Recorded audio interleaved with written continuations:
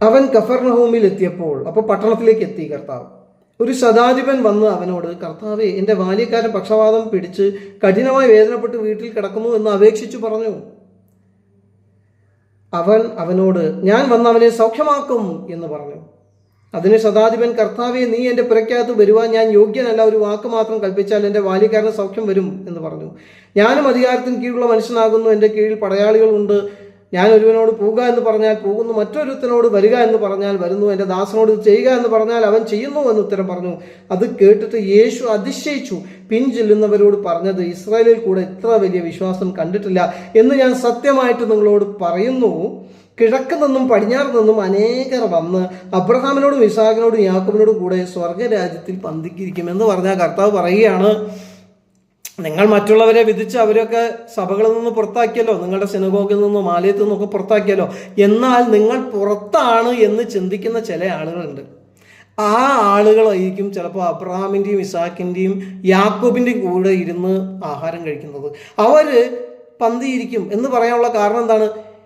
വിഗ്രഹ ആരാധന നടത്തുന്ന വ്യക്തികളോട് കൂടെ കൂട്ടായ്മ ആചരിച്ചതിൻ്റെ പേരിലാണ് പല ചുങ്കക്കാരെയും, കർത്താവിനെ ഇപ്പോൾ അനുഗമിച്ചു കൊണ്ടിരിക്കുന്ന പല ചുങ്കക്കാരെയും പുറത്താക്കിയത് അല്ലേ? ഇവരും വിഗ്രഹങ്ങളെ ആരാധിക്കുന്നവരാണ്. എന്നുവെച്ചാൽ വിഗ്രഹങ്ങൾ ആരാധിക്കുന്നില്ല ഡയറക്റ്റായിട്ട്, പക്ഷെ വിഗ്രഹങ്ങളെ കൂടെ ആരാധിച്ച വ്യക്തികളെ കൂടെ ഇവർ ആഹാരം കഴിച്ചു, അത്രമാത്രം ഇവർ ചെയ്തിട്ടുള്ളൂ. അതിനാണ് പുറത്താക്കിയത്. നിങ്ങൾ അങ്ങനെയുള്ളൊരു വിധി വിധിച്ചപ്പോൾ അതേ വിധി പ്രകാരം ദൈവം നിങ്ങളെ വിധിക്കും എന്ന് പറഞ്ഞാൽ നിങ്ങൾ പുറത്താകും. ഇവരൊക്കെ അവിടെ അബ്രഹാമിൻ്റെയും യാക്കോബിൻ്റെയും ഇസാക്കിൻ്റെ കൂടെ കൂട്ടായ്മ ആചരിക്കും, അവരോട് കൂടെ ഇരുന്ന് ഭക്ഷണം കഴിക്കും. ഇനി ആരാ ഇവര്? നമ്മൾ വിചാരിക്കുന്നത് ഇസ്രായേലിൽപ്പെട്ട യഹൂദ ജാതിയിൽപ്പെട്ട യഹൂദന്മാർ പുറത്താക്കിയിട്ട് പട്ടണത്തിന് പുറത്ത് കിടക്കേണ്ടി വന്ന ആ കുഷ്ഠരോഗിയായിരിക്കും അവനെന്ന്. എന്നാൽ അതല്ല. അവൻ മാത്രമല്ല, കുരുടരെ, ചെകിടരെ, മുടന്തരെ, കണ്ണുപൊട്ടന്മാരെ, കുരുടരെ, ഈ കുഷ്ഠരോഗികളെ, ഇവരൊക്കെ വിധിച്ചിട്ട് പുറത്താക്കിയല്ലോ. ഇവരൊക്കെ കർത്താവ് ഓരോന്നായിട്ട് വീണ്ടെടുക്കുകയാണ്, സൗഖ്യമാക്കുകയാണ്, തിരിച്ചു ചേർക്കുകയാണ്. ചുങ്കക്കാരെ, പാപിനികളെ, ഇവരൊക്കെ കർത്താവ് തിരിച്ചു ചേർക്കുകയാണ്. ഇവരൊക്കെ ദൈവത്തിൻ്റെ സാന്നിധ്യത്തിന് യോഗ്യമാക്കി മാറ്റുകയാണ്. ഈ പറയുന്ന ആളുകളൊക്കെ അവിടെ ഉണ്ടാകും. പക്ഷെ ഇവർ മാത്രമല്ല ഉണ്ടാകുന്നത്, നിങ്ങൾ ഒരിക്കലും പ്രതീക്ഷിക്കാത്ത ചില ആളുകളുണ്ടാവും. ആ ആളുകൾ ആരാണ്? അന്യജാതിക്കാർ. ഈ അന്യജാതിക്കാരെന്ന് പറഞ്ഞാൽ റോമക്കാരനാണ്. ആ റോമക്കാരൻ്റെ കൂടെ ഇരുന്ന് ഇവർ ഭക്ഷണം കഴിച്ചതിൻ്റെ പേരിലാണ് ഈ ചുങ്കക്കാരെയൊക്കെ പുറത്താക്കിയത്. ആ റോമക്കാരനായിരിക്കും ചിലപ്പോൾ ഈ ശതാധിപൻ.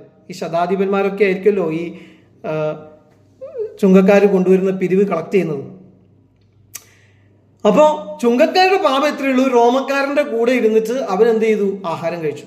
അതിൻ്റെ പേരിലാണ് ചുങ്കക്കാരനെ പുറത്താക്കിയത്. യേശു ക്രിസ്തു ചുങ്കക്കാരെ തിരിച്ചു ചേർത്തു. എന്നാൽ ഈ റോമക്കാരൻ ഡയറക്റ്റായിട്ട് വിഗ്രഹങ്ങളെ നമസ്കരിക്കുന്ന ആളാണ്. അങ്ങനെയുള്ള ഒരു വ്യക്തി യേശു കർത്താവിൻ്റെ അടുക്കലേക്ക് വരികയാണ്.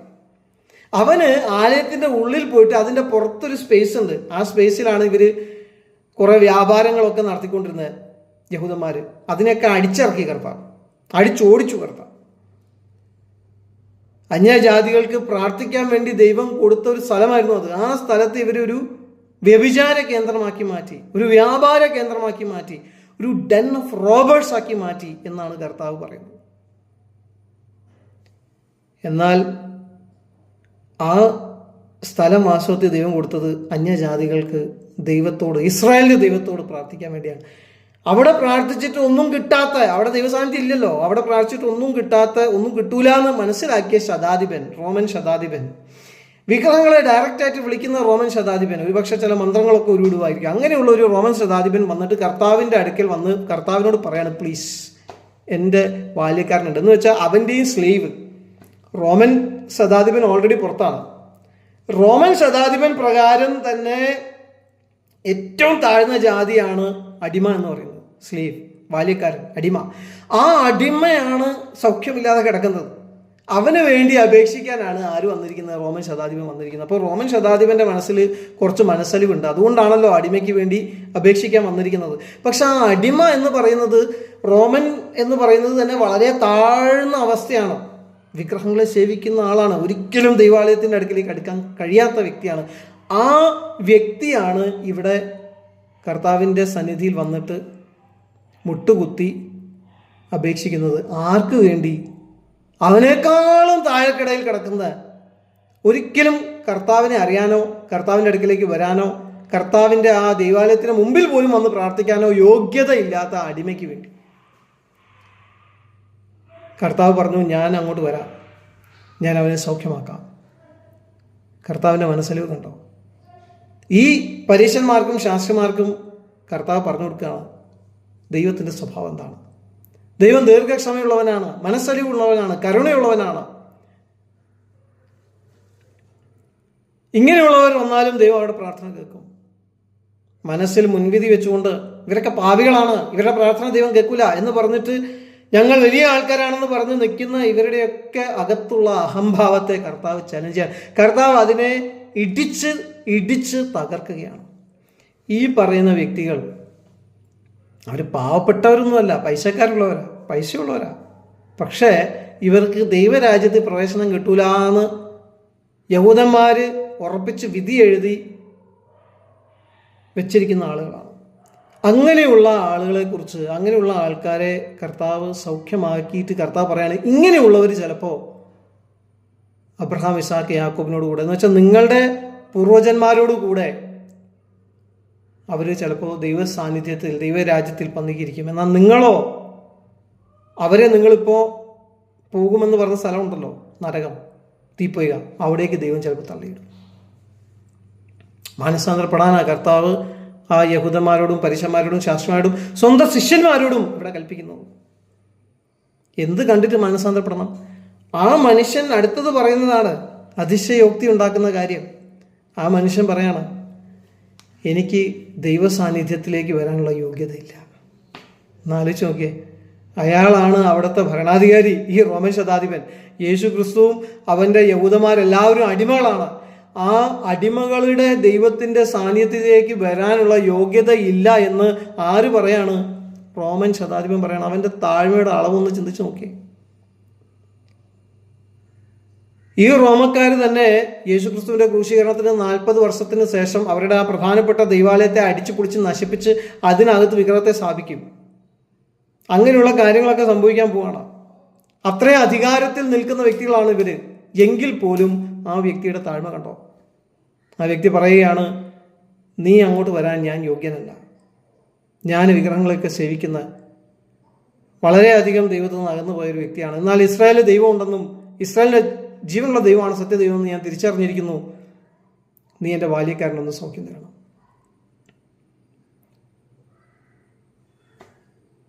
ഞാൻ ഒരുപാട് പേരുടെ മുകളിൽ നിൽക്കുന്ന ഒരു 100ഓളം ഭടന്മാർ എൻ്റെ കയ്യിലുണ്ട്. അവർക്ക് ഞാൻ ഓർഡർ കൊടുത്താൽ അവരത് അനുസരിക്കും. നീയും അതുപോലെയാണല്ലോ. കർത്താവിൻ്റെ ലോർഡ്ഷിപ്പിനെ ബഹുമാനിക്കുകയാണ്. കർത്താവിനിപ്പോൾ കൂടെ ആരാ ഉള്ളത്? ആരുമില്ല. സത്യം പറഞ്ഞാൽ ശിഷ്യന്മാർ പോലും ചിലപ്പോൾ കൂടെ നിൽക്കില്ല. ക്രൂശീകരണത്തിൻ്റെ സമയം വന്നപ്പോൾ നമ്മൾ കണ്ടല്ലോ, ആരുമില്ല കൂടെ. എന്നാലും കർത്താവിൻ്റെ കൂടെയുള്ള അദൃശ്യ ദൂതന്മാരുടെ എണ്ണത്തെക്കുറിച്ച് ഒരു ചെറിയ വെളിപ്പാട് ലഭിച്ച ചെറിയ ഒരു അണ്ടർസ്റ്റാൻഡിങ് ഉള്ള ആ മനുഷ്യൻ പറയാണ്, നീ വലിയൊരു കർത്താവാണ്, നീ വലിയൊരു ദൈവത്തിൻ്റെ വലിയൊരു പുത്രനാണ്, നിന്റെ കീഴിൽ ഒരുപാട് പേര് കാണും, നീ അവരോടൊന്ന് കൽപ്പിച്ചാൽ മതി, നീ ഒരു വാക്ക് കൽപ്പിച്ചാൽ എൻ്റെ ബാല്യക്കാരന് സൗഖ്യം വരും. അത്രയും വിശ്വാസം. ദൈവത്തിൻ്റെ വചനത്തിൻ്റെ ശക്തിയാണ് അത് കാണിക്കുന്നത്. ആ ശക്തി തിരിച്ചറിയാത്ത പരീശന്മാർക്കും ശാസ്ത്രിമാർക്കും ആ വചനം ഇഷ്ടംപോലെ അറിയാമെങ്കിലും അത് ഇഷ്ടംപോലെ വായിക്കുന്നുണ്ടെങ്കിലും ധ്യാനിക്കുന്നുണ്ടെങ്കിലും അതുകൊണ്ട് യാതൊരു പ്രയോജനവുമില്ല. എന്നാൽ ആ വചനത്തിൻ്റെ ശക്തിയെ ബഹുമാനിക്കുന്ന ഒരു വ്യക്തിക്ക് അത് നിമിത്തം കിട്ടാൻ പോകുന്നത് എന്താണെന്ന് കണ്ടേ. കർത്താവ് പറയാണ്, ഇസ്രായേലിൽ കൂടെ ഇത്ര വലിയ വിശ്വാസം ഞാൻ കണ്ടിട്ടില്ല. എൻ്റെ കൂടെയുള്ള ഇത്രയും ശിഷ്യന്മാരുണ്ട്, ഇവരിൽ ആർക്കും ഇത്രയും വിശ്വാസമില്ല. ദൈവത്താൽ സകലം കഴിയും എന്ന വിശ്വാസമില്ല. ദൈവത്തിൻ്റെ വചനത്തിൻ്റെ ശക്തിയിൽ വിശ്വാസമില്ല. ഓർക്കണം, മത്തായി 5, 6, 7 എന്ന് പറയുന്ന ഈ 3 അധ്യായങ്ങളിൽ ദൈവത്തിൻ്റെ വചനത്തെയാണ് യേശു കർത്താവ് വ്യാഖ്യാനിച്ചത്, അല്ലേ? ആ ദൈവത്തിൻ്റെ വചനത്തിൻ്റെ ശക്തിയെക്കുറിച്ച് കർത്താവ് അവിടെ പറയാനായിട്ടിടയായി. അതിനെ മാറ്റാനല്ല ഞാൻ വന്നിരിക്കുന്നത്, അതിലൊന്നും ചേർക്കാൻ പാടില്ല, നിങ്ങൾ ചേർക്കുന്നു, അത് തെറ്റാണ് എന്ന് കർത്താവ് അവർക്ക് പറഞ്ഞു കൊടുത്തു. എന്നാൽ ഇപ്പോൾ ആ ശക്തി, ആ വചനത്തിൻ്റെ ശക്തിയുള്ള പ്രവൃത്തിയാണ് കർത്താവ് ദർശിപ്പിക്കാനും പ്രദർശിപ്പിക്കാനും പോകുന്നത്.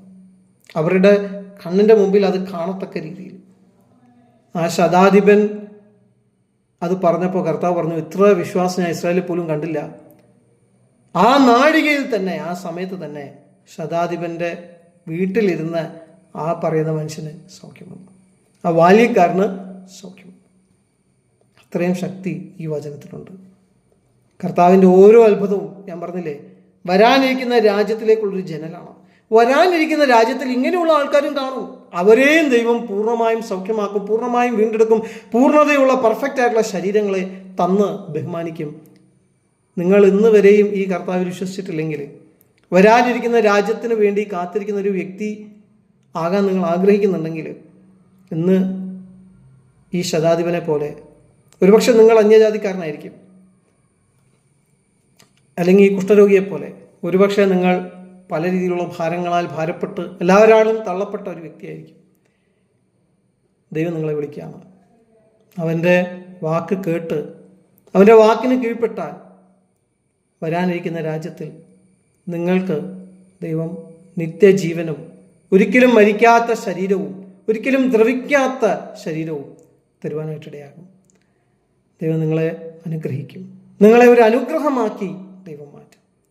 ഇസ്രായേലിലുള്ള വ്യക്തികളുടെ കണ്ണ് തുറക്കാൻ വേണ്ടി മാത്രമല്ല കർത്താവ് വന്നത് ഈ ലോകത്തുള്ള എല്ലാവരുടെയും കാഴ്ചപ്പാടുകളെ പ്രകാശിപ്പിക്കാൻ വേണ്ടിയാണ്. അതുകൊണ്ട് ആ കർത്താവിൻ്റെ കരങ്ങളിലേക്ക് നമുക്ക് നമ്മളെ തന്നെ ഏൽപ്പിച്ചു കൊടുക്കാം. ദൈവം എല്ലാവരെയും അനുഗ്രഹിക്കട്ടെ.